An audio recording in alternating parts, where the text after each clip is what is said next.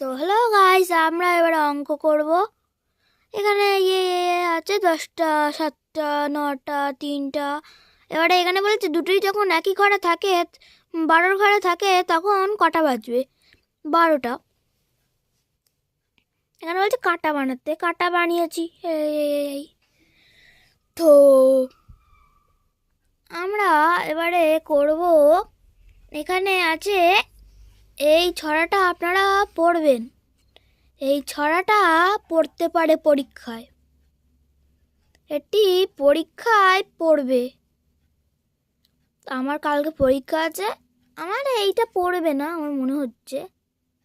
তো সবাই এখন পড়বেন, মন দিয়ে পড়বেন।